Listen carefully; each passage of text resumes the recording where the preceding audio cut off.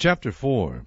A certain woman of the wives of the sons of the prophets cried out to Elisha, saying, Your servant my husband is dead, and you know that your servant feared the Lord, and the creditor is coming to take my 2 sons to be his slaves. So Elisha said to her, What shall I do for you? Tell me, what do you have in the house? And she said, Your maidservant has nothing in the house but a jar of oil. Then he said, Go, borrow vessels from everywhere, from all your neighbors, empty vessels. Do not gather just a few. And when you have come in, you shall shut the door behind you and your sons. Then pour it into all those vessels, and set aside the full ones. So she went from him and shut the door behind her and her sons, who brought the vessels to her, and she poured it out. Now it came to pass, when the vessels were full, that she said to her son, Bring me another vessel. And he said to her, There is not another vessel. So the oil ceased. Then she came and told the man of God, and he said, Go, sell the oil and pay your debt, and you and your sons live on the rest. Now it happened one day that Elisha went to Shunem, where there was a notable woman, and she persuaded him to eat some food. So it was, as often as he passed by, he would turn in there to eat some food. And she said to her husband, Look now, I know that this is a holy man of God who passes by us regularly. Please, let us make a small upper room on the wall, and let us put a bed for him there, and a table and a chair and a lampstand, so it will be, whenever he comes to us, he can turn in there. And it happened one day that he came there, and he turned into the upper room and lay down there. Then he said to Gehazi his servant, Call this Shunammite woman. When he had called her, she stood before him. And he said to him, Say now to her, Look, you have been concerned for us with all this care. What can I do for you?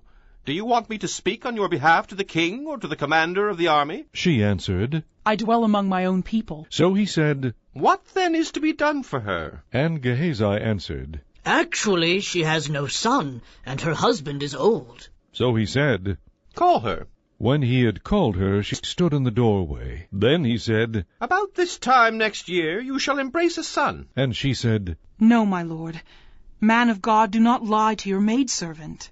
But the woman conceived and bore a son, when the appointed time had come, of which Elisha had told her, and the child grew.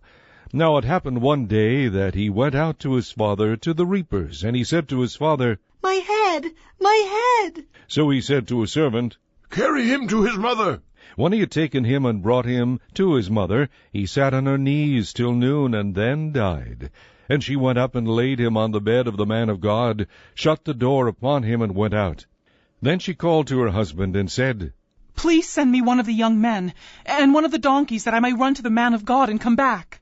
So he said, Why are you going to him today? It is neither the new moon nor the Sabbath. And she said, It is well. Then she saddled a donkey, and said to her husband, Drive and go forward. Do not slacken the pace for me unless I tell you. And so she departed and went to the man of God at Mount Carmel. So it was, when the man of God saw her afar off, that he said to his servant Gehazi, Look, the Shunammite woman. Please, run now to meet her and say to her, Is it well with you? Is it well with your husband? Is it well with the child? And she answered, It is well.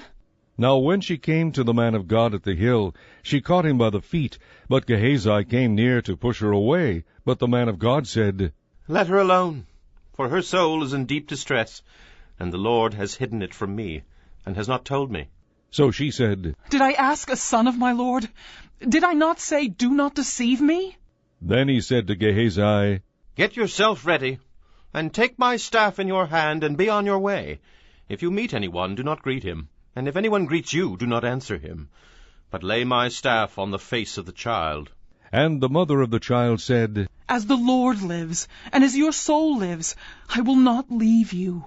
So he arose and followed her. Now Gehazi went on ahead of them, and laid the staff on the face of the child, but there was neither voice nor hearing. Therefore he went back to meet him, and told him, saying, The child has not awakened. When Elisha came into the house, there was the child, lying dead on the bed. He went in therefore, shut the door behind the two of them, and prayed to the Lord.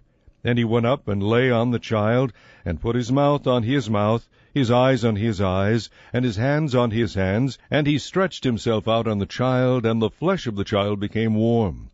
He returned and walked back and forth in the house, and again went up and stretched himself out on him.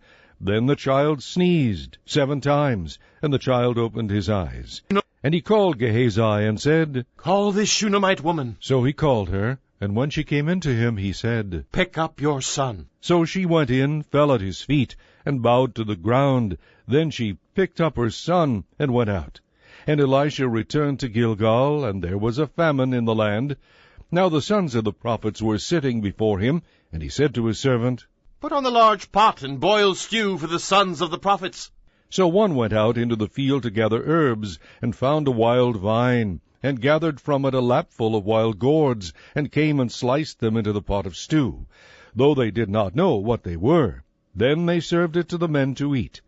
Now it happened, as they were eating the stew, that they cried out and said, Man of God, there is death in the pot! And they could not eat it. So he said, Then bring some flour. And he put it into the pot, and said, Serve it to the people, that they may eat. And there was nothing harmful in the pot. Then a man came from Baal Shalisha, and brought the man of God bread of the first fruits, 20 loaves of barley bread, and newly ripened grain in his knapsack. And he said, Give it to the people, that they may eat. But his servant said, What? Shall I set this before 100 men? He said again, Give it to the people, that they may eat. For thus says the Lord, They shall eat and have some left over. So he set it before them, and they ate and had some left over, according to the word of the Lord.